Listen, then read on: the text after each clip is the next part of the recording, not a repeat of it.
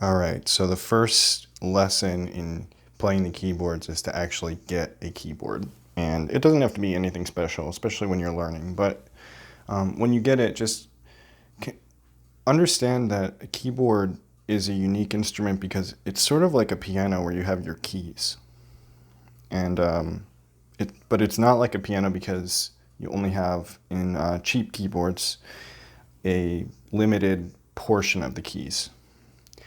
But there's things you can do with a keyboard that you can't do with a piano, and that is change your tones, play with some rhythms, and well, it's all basically rhythm, but you can in this keyboard control the rhythm section as well. So that's one thing I would recommend, is to consider your buttons as a second level of keys. Sort of like when you see those concert tapes of people playing like multi-level keyboards, you have that functionality all in this cool little unit. So that would be my first thing to consider when buying a keyboard. And then, you don't have to spend a lot of money, but I got this keyboard from a friend who was getting rid of it, and honestly, it doesn't even work. The speaker here, it doesn't work, so I have to plug it in to a better speaker, and then, problem solved, and it actually makes the thing better. So look on Craigslist or ask friends, and you can go to a thrift store.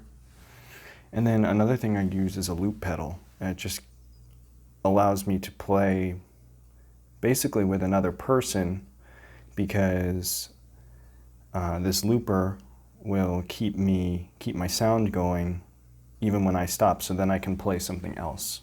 And that's sort of what the rhythm section does too, but this is just a little bit more freedom. So look at your limitations and then figure out how to improvise and get more out of this pretty awesome little unit. This keyboard, it actually sounds like an old school video game, so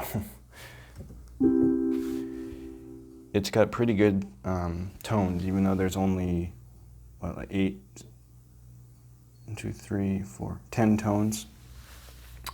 But they're all pretty cool. My favorite tone is organ number 2. So to get to number 2, I push this red button in and it sends me to the bottom, and then I turn.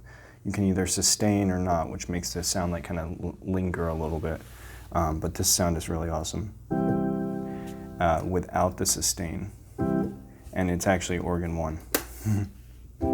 No, it is organ 2. Yeah. Got a kind of a little bit of a, even without the sustain, it's more like punchy. Like a baseball stadium. So that's the first lesson. Learn to love your limitations and find yourself a keyboard that will be your friend.